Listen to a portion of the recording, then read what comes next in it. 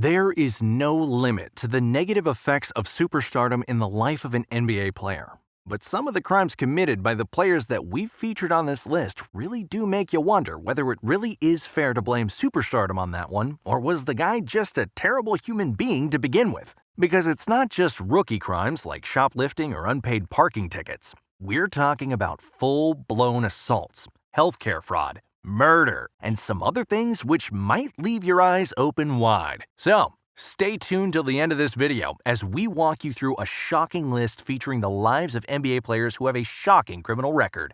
Let's start at number 5, where we have Jason Kidd. The 2011 NBA champion who has played with 4 franchises was briefly arrested for a rather serious crime against his wife Jamana Marie Kidd, where he had admittedly assaulted her, even pleading guilty to a domestic abuse charge against him. The argument allegedly stemmed over feeding their 2-year-old son at the time, and Kidd was arrested on January 19, 2001, following which he admitted to striking his wife that had caused her injuries, including a cut on the inside of her mouth and swelling to her lip as well. According to ABC News, she called the 911 emergency dispatcher, and officers took her husband into custody, holding him on suspicion of domestic violence assault, a misdemeanor, until about 9 p.m. when he was released to his attorney's custody. The incident had occurred allegedly around 5:30 p.m., which means Kidd was in custody for just a little over 4 hours for assaulting his wife. Safe to say, justice saw a brutal demise that day. Sources have gone so far as to say Jamana claimed that Jason Kidd once kicked her in the stomach so hard that she saw blood in her urine. And all this while she was pregnant with their child. Well, we really do need to be careful with the kind of sportsmen we idolize. Kidd got away scot-free, whereas per ESPN, he pleaded guilty to spousal abuse and was fined $200 and ordered to take anger management training, and eventually divorced Jamana sometime later, which again is a messy affair that's probably not best touched right now. Moving to number 4, let's talk about Gilbert Arenas, who basically did a Ja Morant before Ja Morant. Actually, scratch that. Ja Morant flashed a gun, but Arenas threatened to allegedly fire it in the middle of a confrontation with a teammate, who was later identified as Javaris Crittenton. The incident stems from when they were teammates with the Washington Wizards and got into an argument, and Gilbert Arenas spoke about this issue in detail, which started while the players were playing a card game called Boo-Ray on a flight. Following which, Javaris got riled up due to Arenas and some of his antics, which allegedly didn't allow him to potentially win his money back. He said, just because you rich, you think you can just come in here and bully mother pots and come in here throwing 1,000 when my mother money is in there and I'm listening. Now, while another teammate, Caron Butler, has also detailed his version of the story, which differed slightly from Arenas' version, both stories discuss a potential confrontation, with Gilbert Arenas reportedly leaving 4 guns on a chair, asking Crittenton to pick one, following which Crittenton pulled out a gun of his own as per Butler, or someone saw the guns without any confrontation to begin with and called 911 as per Arenas.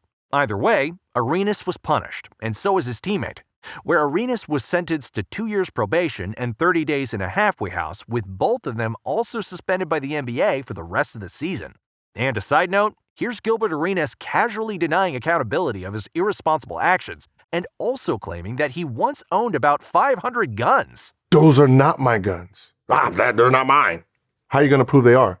I can say they're not mine. You're not going to have any. There's not going to be any fingerprints of mine on there. I had over 500 guns. Wait, you had 500. 500 guns. Before we move to our top 3, do make sure you like this video and subscribe to our channel to join our growing community. And also let us know in the comments section whether you support how Gilbert Arenas behaved in the aftermath of his punishment. Moving to number 3 is familiar territory, as we're going to talk about Javaris Crittenton. And no, it's something much more serious than pulling out a gun at someone. Here, we shift into murder, where Crittenton was sentenced to not 1, not 3, not 5, but a shocking 10 years in jail, which, by the way, was originally 23 years but was eventually reduced to 10. The case goes back to 2011, when Crittenton was involved in the murder of 22-year-old Julian Jones, who at the time of her death was a mother of 4. And here's how the story goes as per an article by Bleacher Report from 2011. Back in April of this year, Crittenton was robbed of jewelry. The man that Crittenton believed committed the crime against him was walking on Macon Drive in southwest Atlanta the night of the 19th. A black Chevy Tahoe approached him and the group he was with. Shots were then fired from the vehicle. After being on the receiving end of a hail of bullets, Jones was pronounced dead at the hospital. Meanwhile, the intended target is believed to be unscathed. Damn.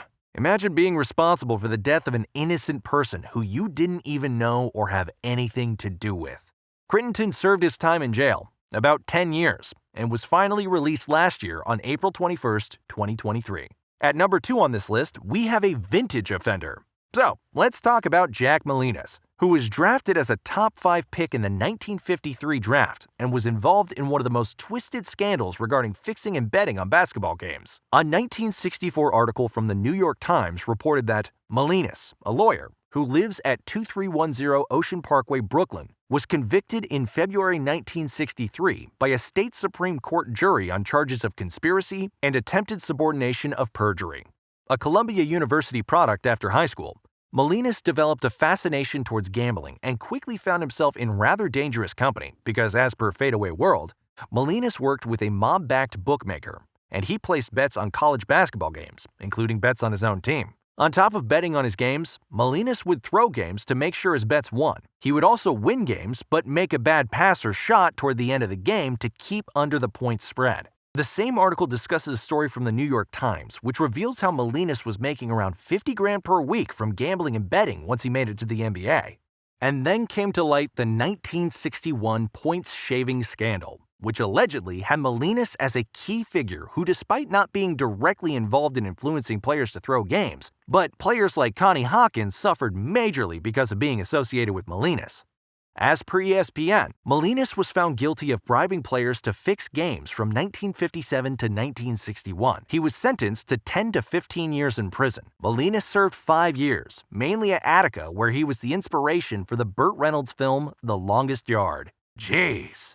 And finally, at number 1, we have Terrence Williams, another first-round draft pick at number 11 in the 2009 draft, who was involved in a shockingly unique fraud, where, as per an ESPN report, he used his people skills to entice others to aid his $5 million healthcare fraud after he frittered away substantial earnings from his professional career. Terrence Williams, 36 of Seattle, was also ordered to forfeit more than $650,000 and to pay $2.5 million in restitution for ripping off the NBA's health and welfare benefit plan between 2017 and 2021 with the help of a dentist in California and doctors in California and Washington State. Profits were generated by claims for fictitious medical and dental expenses. Talk about a sports analogy for the Wolf of Wall Street. Many other former NBA players were charged with Williams.